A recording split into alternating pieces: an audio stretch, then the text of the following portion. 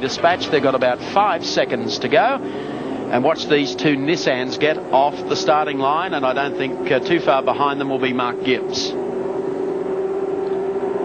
It's a long 10 seconds, but off the line once again. Mark Scaife bogs it down, picks it up smartly. Mark Gibbs goes up the outside in the GIO Nissan GTR, and dueling with him is Tony Longhurst. Mark Scaife comes across to the left-hand side of the road. That probably gave Longhurst the life of the next turn, but there's Jimmy Richards, car number 1. Mark Scaife in second, yes it did. Tony Longhurst in the giant-killing B&H BMW now moves up to third. Yeah, Jim really got the jump off there. Mark bogged down a little bit, but he's got the speed back up. He's back on his teammate's tail. Longhurst in third. And it's important to remember that whichever one of these Nissans wins the AMSCAR Series. Look at Gibbs down the inside, gets it sideways. Biff. Can you believe all that? Fair dinkum.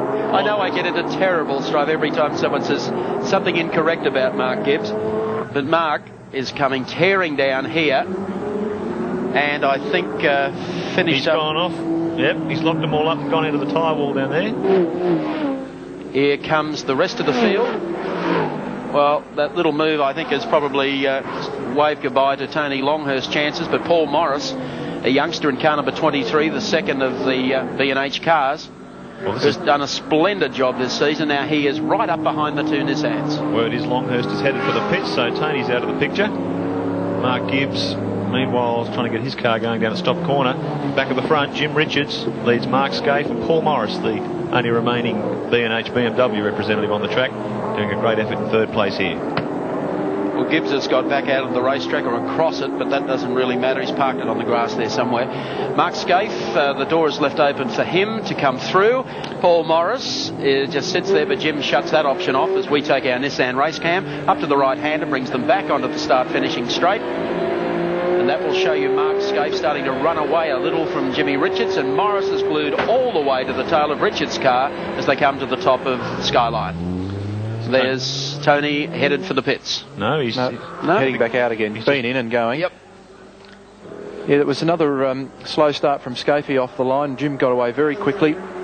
Took Mark a while just to gather himself up, and then Mark Gibbs and Tony Longhurst got stuck into each other on that opening lap, and that's and there is left Mark Gibbs on the infield there. Not quite sure what happened down in the bottom. It was in the stop corner where they actually came to grief finally, but they're certainly all locked together, and there's enough to knock both cars around. Meanwhile, it's a good break for Paul Morris, who's tucked right in behind the two Winfield cars as they come down to stop corner, and there's the gap, first, second and third. Morris tucked right in behind, doing a really good job. Colin Bond, meanwhile, in third position, and behind him Rowan Onslow in the Silver Commodore as they head up the straight once again. Pretty quick jiggers up the hill here, let me tell you. The GTRs. Paul Morris sitting right on the tail here of Jimmy Richards' car. Well, they're not mucking about. Scaife half a second faster than he was here in May, the second round of the AMSCAR Championship. And I said earlier, half a second under the lap record. So the Nissans are going faster and faster as the year wears on. Paul Morris putting on a great display in the BMW. This track a great equaliser as Jim Richards takes more than a look down the inside of Scaife, side by side out of the bottom turn. Paul Morris waiting for any gap that may appear, but I don't think you'll see one between the two Winfield cars. Hard on the brakes for stop corner once again. They're not making a Nissan commercial here today, are they? They're putting on a good show for the spectators at Amaroo Park. Jimmy Richards, Mark Scaife and Paul Morris. Paul hasn't done anything silly all season. Moved up from Formula Fords last year, where he was a standout competitor. Yes, ran with Troy Dunstan and won the round at Lakeside, picked up by Frank Gardner. On a learning curve, fairly steep learning curve, running in the Australian Touring Car Championship this year, and acquitted himself fairly well. There's Colin Bond in fourth place as well, and Colin unveiled the four-cylinder multi-valve Toyota that he'll run in next year's Touring Car Championship at Amaroo yesterday. Yes, the first driver to and team to commit fully to 2 litres. We've heard plenty of bleating coming from the others, and no cars have been produced as yet.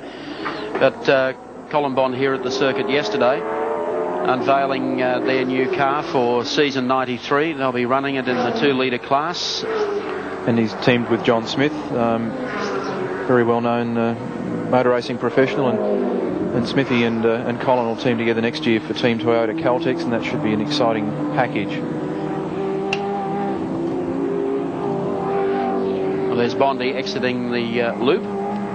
He heads down, still in chase of the front-running Sierras and Paul Morris at this stage of the race. Yeah, the Caltex-Bond combination have been together for a number of years now. I think it started in 87, if my memory serves me correctly. And Caltex committed to the new Toyota 2-litre project. So Bond will carry the Caltex colours into 93.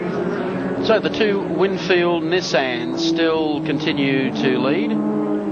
Jimmy Richards and Mark Scaife running one of the cars. There's Freddie Gibson. Good day for Freddie today. In the second car, and that is entered for the Tui's 1000 with the names of Anders Olofsson from Sweden and one Neil Crompton from Sydney. So you look like you've got a good gig at the Tui's now. Well, I hope so, Mike. It's they're obviously a great team and they're the champions, so it's a great opportunity. But I'm just keeping my fingers crossed, and I guess like a lot of people that all the problems will be sorted out and they will be at Bathurst, and at this stage that's still far from resolved, so still plenty of time to grow some grey hairs. I'll have an even 50 there, purely because of the sponsor on the side of the car. Down to the lake corner, not too much between them. They're putting on a show for the crowd and they're taking Paul Morris along for the ride. Paul staying in their slipstream. They come out putting a lap on one of the cars, one of the Corollas. 3 in the field, Ben Radford, Peter Brett from Queensland. They all get through there, head to the top of Bitchapave one more time. Oh. Thanks a million, he said, for the...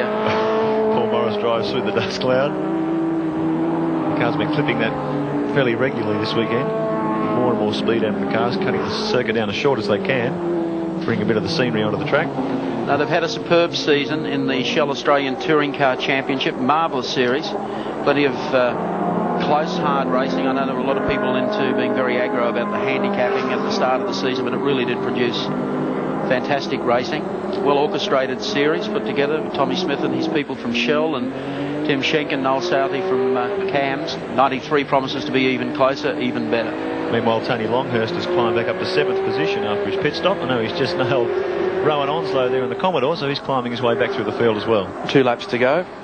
Jim in control, Mark Scaife in second, Paul Morris there in third. Still nothing between those top 3 cars. I wonder when Fred Gibson tossed the coin as to who takes the AMSCAR series. Can't ask Crompton, he won't tell you. He's not allowed to. They come down the back straight.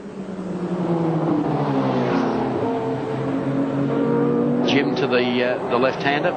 Paul Morris really would like to get on with it, but I think Mark's doing a fairly good job of just covering Jim's tracks here today.